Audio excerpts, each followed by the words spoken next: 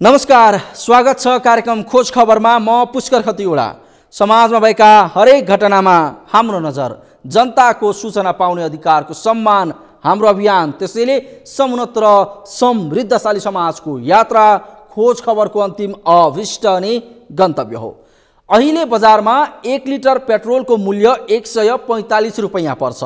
145 मा बेच्दा पनि आयल निगमले प्रति लिटर पेट्रोलमा 16 रुपैयाँ 59 पैसा घाटामा भएको रटान लगाउन छाडेको छैन।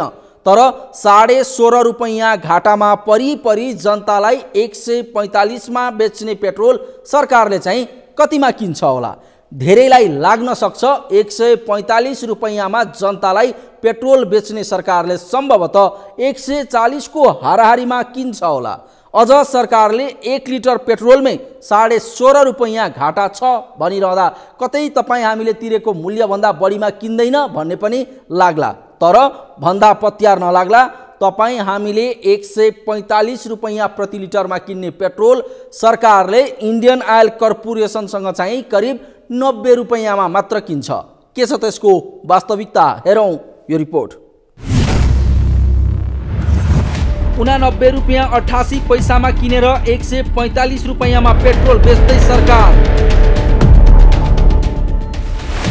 निगम भन्छ 145 रुपैयाँमा बेच्दा पनि 16.5 रुपैयाँ घाटा छ। 1 लिटर पेट्रोलमै कर भन्दै सरकारले लिन्छ 58 रुपैयाँ 86 पैसा।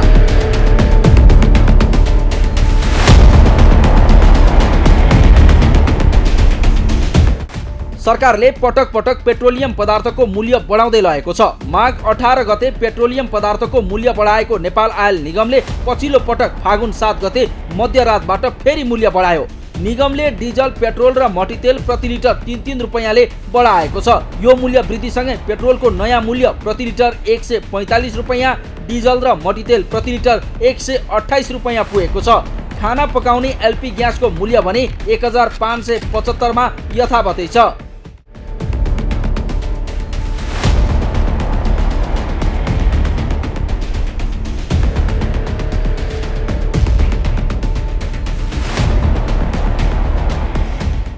धेरैलाई थाहा नहुन सक्छ, प्रति लिटर 145 रुपैयाँ पर्ने पेट्रोलको खास किनेको मूल्य चाहिँ 89 रुपैयाँ 88 पैसा पर्दछ।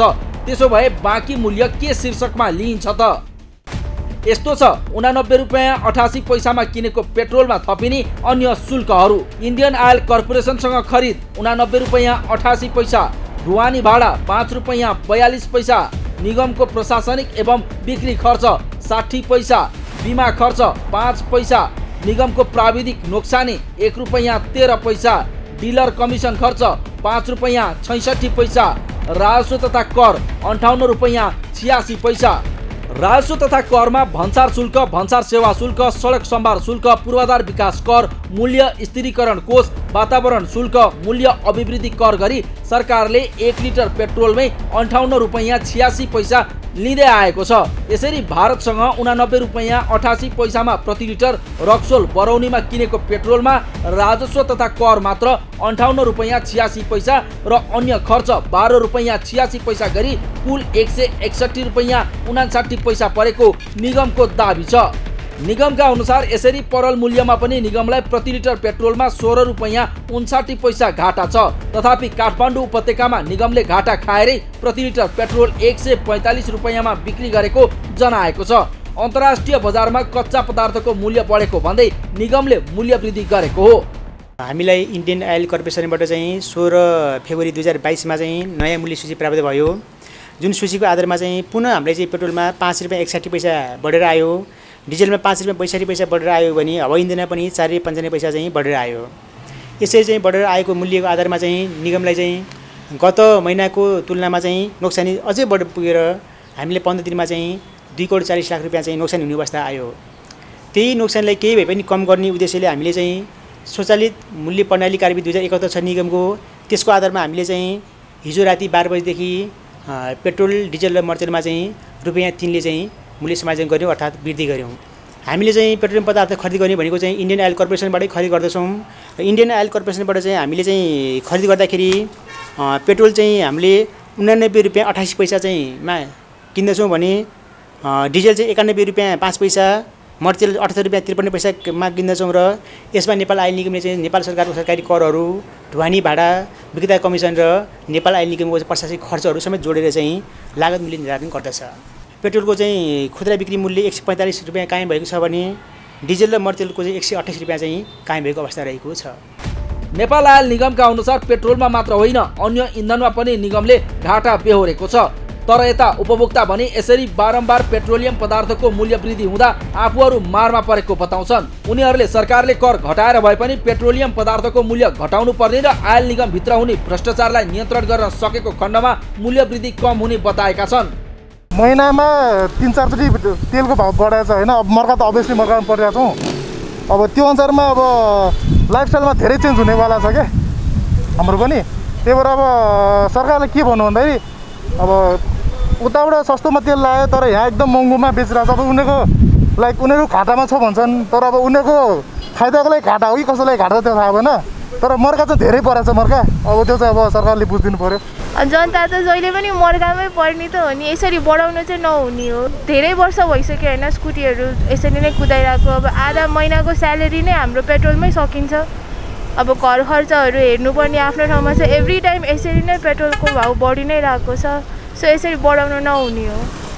उपभोक्ता जस्तै उपभोक्ता अधिकार कर्मी पनि पेट्रोलियम पदार्थमा भएको मूल्य वृद्धिबाट रुष्ट छन्। उनीहरूका अनुसार निगमले मूल्य बढेर आउँदा मूल्य वृद्धि गर्ने तर घटेर आउँदा नघटाउने नियत बोकेका कारण नेपाली उपभोक्ता पेट्रोलियम पदार्थमा भएको मूल्य वृद्धिले मारमा परेको तर यस विषयमा सरकारले चासो नदिएको आरोप लगाएका छन्। पटक पटक निगमले गरेको मूल्य वृद्धि उपभोक्ता माथिको अपराध भएको उपभोक्ता अधिकार कर्मीको तर्क छ। नागरिकहरूलाई कसरी सेवा सुविधा दिने, कसरी चाहिँ अत्यावश्यक वस्तुहरूमा कसरी सुविधा दिने भन्ने उसमा केन्द्रित हुनु पर्थ्यो।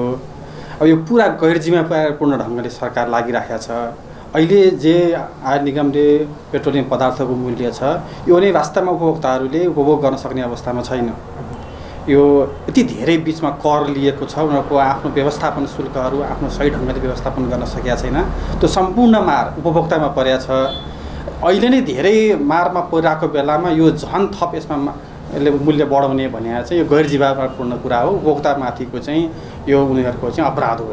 सरकारले ठुलो अपराध गर्दैछ। सरकारले यो आफूले अरू व्यवस्थाहरूबाट गरेर पनि यसलाई चाहिँ के गर्नु पर्थ्यो भने यो त एउटा साधारण विद्यार्थीदेखि लिएर यो पेट्रोलियमको मूल्य बढ्दाखेरि यसले यातायातमा, यसले सम्पूर्ण खाद्यमा सम्पूर्णतिर यसले असर पर्छ। त्यस जनताहरूको यो त दैनिकीमा नै यसले असर पारिराखेको हुन्छ। त्यसले गर्दा त सरकारले यसलाई त कमभन्दा कम शुल्क लिएर चाहिँ एउटा सबैको लागि कल्याणकारी राज्य सञ्चालन गर्नुपर्ने स्थिति हो। तर के हो भने सरकारले उपभोक्ताबाट धेरैभन्दा धेरै रकम असुल गर्ने अनि आफ्नो शुभ सुविधामा गर्ने चाहिँ गैर जिम्मेवारपूर्ण काम गरिरहेको छ। यो भत्सना योग्य छ। नेपाल आयल निगमका अनुसार पेट्रोलमा मात्र होइन अन्य इन्धनमा पनि निगमले घाटा बेहोरेको छ। फागुन 7 के मध्यरातमा सरकारले 3 रुपियाँ वृद्धि गर्दै डिजल र मट्टीतेलको मूल्य समेत प्रति लिटर 128 रुपियाँ पुर्याइएको छ। यस्तो छ 128 रुपियाँमा बेचिने डिजलमा थपिने शुल्कहरू। इन्डियन आयल कर्पोरेसनसँग खरिद 91 रुपियाँ 5 पैसा, ढुवानी भाडा 2 रुपियाँ 61 पैसा, निगमको प्रशासनिक एवं बिक्री खर्च 60 पैसा, बिमा खर्च 5 पैसा, निगमको प्राविधिक नोक्सानी 67 पैसा, विक्रेता कमिसन खर्च 4 रुपियाँ 47 पैसा, राजस्व तथा कर 41 रुपियाँ 53 पैसा। राजस्व तथा कर भित्र प्रति लिटर डिजलमा भन्सार शुल्क, भन्सार सेवा शुल्क, सडक समार शुल्क, मूल्य स्थिरीकरण कोष, वातावरण शुल्क, मूल्य अभिवृद्धि कर गरी 41 रुपियाँ 47 पैसा लिइन्छ। यसरी आयल निगमले भारतसँग 91 रुपियाँ 5 पैसामा प्रति लिटर रक्सोल बरौनीमा किनेको डिजल 128 रुपियाँमा बेच्दा पनि निगमलाई प्रति लिटरमा 12 रुपियाँ 98 पैसा घाटा रहेको जनाएको छ। यता मट्टीतेलमा भने निगमले आफूलाई फाइदा रहेको जनाएको छ। भारतसँग 78 रुपियाँ 53 पैसामा प्रति लिटर रक्सोल बरौनीमा किनेको मट्टीतेलमा राजस्व तथा कर 13 रुपियाँ 31 पैसा, अन्य खर्च 11 रुपियाँ 11 पैसा सहित कुल 102 रुपियाँ 94 पैसा परेको र 128 रुपियाँमा बेच्दा 25 रुपियाँ 6 पैसा नाफा रहेको निगमले जनाएको छ। पेट्रोलियम पदार्थको मूल्य बढ्नुमा अन्तर्राष्ट्रिय बजारमा मूल्य वृद्धि हुनु र अमेरिकी डलरको विनिमय दर बढ्नु मुख्य दुई कारण रहेको निगमको दाबी छ। तर उपभोक्ता अधिकार कर्मी भनी सरकारी कर र निगमका कर्मचारीका सुविधाका कारण परल मूल्यको दोब्बर पेट्रोलियम पदार्थमा उपभोक्ताले तिर्नुपर्ने बाध्यता रहेको र यो कालो बजारी र अपराध भएको बताउँछन्। खोज खबरका लागि क्यामेरा ब्युरोका साथमा पुष्कर खतिवडा, काठमाडौँ। हो 89 रुपैयाँ 88 पैसामा इन्डियन आयल कर्पोरेसनसँग रक्सोल बरौनीमा किनेको पेट्रोललाई सरकारले जनतालाई 145 रुपैयाँमा बेच्दै आएको छ। रोचक त के छ भने करिब 90 रुपैयाँमा सरकारले किनेको पेट्रोलमा जनताले थप 55 रुपैयाँ भन्दा बढी तिर्दा पनि सरकार आफूलाई प्रति लिटर पेट्रोलमा 16.5 रुपैयाँ घाटा छ भन्छ, जबकि 1 लिटर पेट्रोलमा जनतासँग करिब 59 रुपैयाँ राजस्व अनि थप 12 रुपैयाँ 86 पैसा अन्य खर्च लिइन्छ। यस्तोमा करिब 90 मा किनेको पेट्रोल 145 मा बेच्दा पनि 16.5 रुपैयाँ घाटा छ भन्ने सरकारका कुरा जनताले पत्याइदिने बाहेक अरू के नै गर्न सक्लान्। कार्यक्रममा एकैछिन ब्रेकपछि दोलखा मार्बुको विद्युतका समस्या लिएर उपस्थित हुनेछौँ, हेर्दै गर्नुहोला।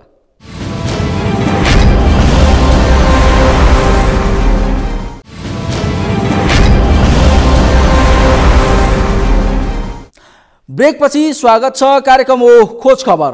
दोलखाको गौरीशंकर गाउँपालिका वडा नम्बर 7 मार्बुमा करिब आधा दर्जन जलविद्युत आयोजना निर्माणाधीन अवस्थामा छन्।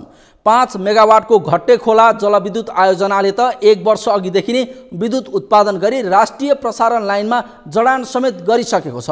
तर सोही गौरीशंकर गाउँपालिकाको वडा नम्बर 7 मा भने अहिलेसम्म पनि राष्ट्रिय प्रसारण लाइन मार्फत विद्युत वितरण भएको छैन, जसका कारण मार्बु क्षेत्रकै अधिकांश गाउँका वडावासी बत्ती मुनिको अँध्यारोमा बस्न बाध्य छन्। के छ त्यसको वास्तविकता, हेरौँ यो रिपोर्ट। आधा दर्जन हाइड्रो रहेको दोलखामै विद्युतमा समस्या।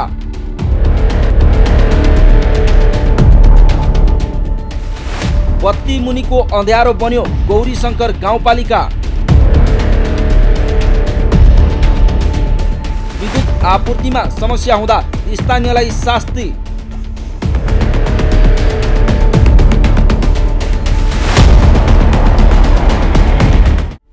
दोलखाको गौरीशंकर गाउँपालिका वडा नम्बर 7 मार्बु हाइड्रो पावर जोनको रूपमा विकास हुँदै गइरहेको छ। तर करिब आधा दर्जन जलविद्युत आयोजना निर्माणाधीन अवस्थामा रहेको यो वडामै विद्युत विस्तार नहुँदा स्थानीयवासी अँध्यारोमै बस्न बाध्य छन्।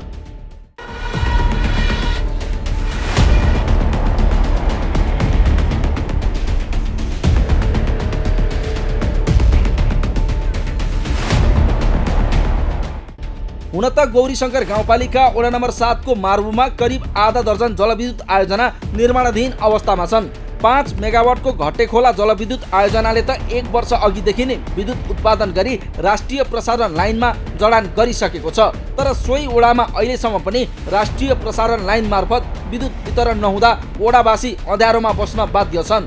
यसरी बत्ती मुनिको अँध्यारो भने चाहिँ मार्बु क्षेत्रकै अधिकांश गाउँमा राष्ट्रिय प्रसारण लाइन मार्फत विद्युत विस्तार नहुँदा स्थानीयवासी अँध्यारोमै बस्न बाध्य भएका हुन्। नजिकै जलविद्युत आयोजना भएर पनि विद्युत नहुँदा मोबाइल चार्ज गर्नेदेखि अन्य काममा पनि स्थानीयले समस्या भोग्दै आएका छन्। बत्ती मुनिको अँध्यारो भन्ने चाहिँ यहाँ हाइड्रो पावर 3 दिनबाट सञ्चालनमा छ, तैपनि यहाँ हामीले लघु जलविद्युत प्रयोग गरिरहेका छौँ। त्यो लघु जलविद्युत चाहिँ मोबाइल चार्ज गर्ने समस्या, बत्ती बल्छ तर मधुरो, मोबाइल चार्ज, टिभी, मिलहरू पनि चलाउन गाह्रो भइरहेको छ। बत्ती नहुँदा अब अन्धकार भइरहेछ। अब गाउँमा भने टिभी चलाउन, मोबाइल चार्ज गर्न, फ्रिजहरू चलाउन एकदम समस्या छ। माइकाहरूको बत्ती अब त्यति राम्रो छैन, खासै अलिक मधुरो बल्छ, चार्जहरू पनि मोबाइल चार्जहरू पनि हुँदैन, अलिक धेरै समस्या छ। मार्बुमा 2067 सालदेखि कोरुङ खोला लघु जलविद्युत आयोजनाबाट विद्युत उत्पादन गरी वितरण भइरहेको भए पनि त्यस क्षेत्रमा अझै पर्याप्त मात्रामा विद्युत आपूर्ति हुन सकेको छैन। 62 किलोवाट क्षमताको माइक्रो हाइड्रोबाट उत्पादित विद्युत 240 घरका लागि मात्रै पुग्ने भए पनि उपभोक्ता बढ्दै जाँदा 404 घरमा विद्युत जडान गरिएको छ। हिउँदमा 45 किलोवाट भन्दा माथि उत्पादन नहुने र लघु जलविद्युतको क्षमता भन्दा बढी उपभोक्ता भएकाले सबैलाई पर्याप्त ऊर्जा पुग्न नसकेको स्थानीयको गुनासो छ। विद्युत आपूर्तिमा भएको समस्याले वडा कार्यालयबाट प्रदान हुने सेवा सहित विद्यालयमा पढाइ हुने कम्प्युटर शिक्षा पनि प्रभावित भएको छ। अहिले स्कुलमा पनि एउटा विद्युत कार्यालय एउटा कम्प्युटर समेत हामीले 20-25वटा कम्प्युटर ल्याइरहेका छौँ, एउटा सञ्चालन गर्न सकिरहेका छौँ। यसमा विशेषतः प्राधिकरणले व्यवस्था गरेको हामी ठान्दछौँ। गौरीशङ्कर गाउँपालिकामा विद्युतीकरण नभएको वडा सायद यही वडा पर्छ होला। उहाँहरूले चाहिँ नि अब हामीले सानो माइक्रोबाट त चलाइरहेका छौँ, तर बारम्बार हामी आउँछौँ भन्छ तर अहिलेसम्म पनि हामी त्यो विद्युत त्यो प्राधिकरण आउन सकेको छैन। सामान्य तारहरू टाँसिएको अवस्था छ। छिटोभन्दा छिटो प्राधिकरणले मार्बुमा चाहिँ नि विद्युत प्रसारण लाइनको लागि तीव्रता दियोस् भन्ने हामी कामना गर्छौँ। माइक्रो हाइड्रो पावरको बत्ती सञ्चालन र रेखदेख गर्न 2 जना स्थानीयलाई 5,000 र 6,000 का दरमा मासिक रकम दिएर राखिएको छ। स्थानीय जनप्रतिनिधि रिन्जी शेर्पा भने आफू ओडामा निर्वाचित हुनु अघि लघु जलविद्युत उपभोग गरे बापत मासिक 100 रुपैयाँ स्थानीयसँग उठाउने गरेको, तर अहिले उक्त रकम आफ्नै सेवा सुविधा कटौती गरेर तिरिदिएकाले स्थानीयलाई विद्युत आपूर्तिमा सहज भएको बताउँछन्। त्यो लघु जलविद्युत आयोजनालाई चाहिँ हामी पहिला चाहिँ प्रत्येक घर दूरीलाई 100 रुपियाँको दरले उठाएर यसो बत्ती बाल्ने गर्थ्यौँ। तर म जनप्रतिनिधि निर्वाचित भएर आइसकेपछि चाहिँ मैले पाउने सेवा सुविधा लघु जलविद्युतमा तिर्ने मसुल्क चाहिँ मैले मेरो सेवा सुविधाहरू फ्री बालिदिएका छौँ। अहिले 4 वर्ष र 5औं वर्षमा लागेको छ।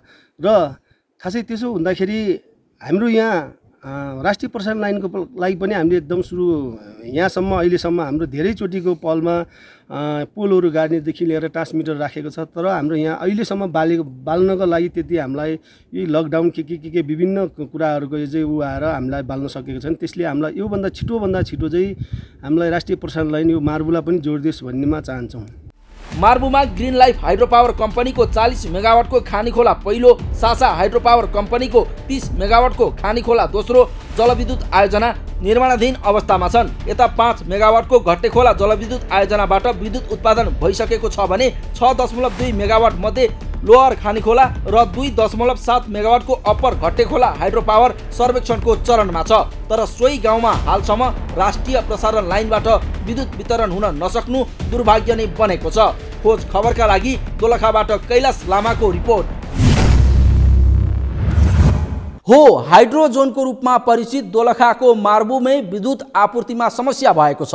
जबकि सोही वडामा 40 मेगावाटको खानीखोला पहिलो, 30 मेगावाटको खानीखोला दोस्रो जलविद्युत आयोजना निर्माणाधीन अवस्थामा छन्। 5 मेगावाटको घट्टेखोला जलविद्युत आयोजनाले विद्युत उत्पादन गरिसकेको छ भने 6.2 मेगावाट मध्ये लोअर खानीखोला र 2.7 मेगावाटको अप्पर घट्टेखोला हाइड्रो पावर सर्वेक्षणको चरणमा छ। तर अहिलेसम्म पनि राष्ट्रिय प्रसारण लाइन मार्फत विद्युत वितरण नहुँदा मार्बु क्षेत्रकै अधिकांश गाउँका ओडावासी बत्ती मुनिको अँध्यारोमा बस्न बाध्य छन्। हवस् त, आजलाई कार्यक्रम खोज खबर यति नै। कार्यक्रम खोज खबरका विषयमा कुनै प्रतिक्रिया छन् भने हामीलाई खोजखबर@sagarmatha.tv मा इमेल गर्न सक्नुहुन्छ अथवा फोन नम्बर 0157076074 मा फोन पनि गर्न सक्नुहुन्छ। लुकेका र लुकाइएका खबर निरन्तर जारी छ। नेपालको पहिलो न्युज च्यानल सगरमाथा टेलिभिजन हेर्दै गर्नुहोला। नमस्कार।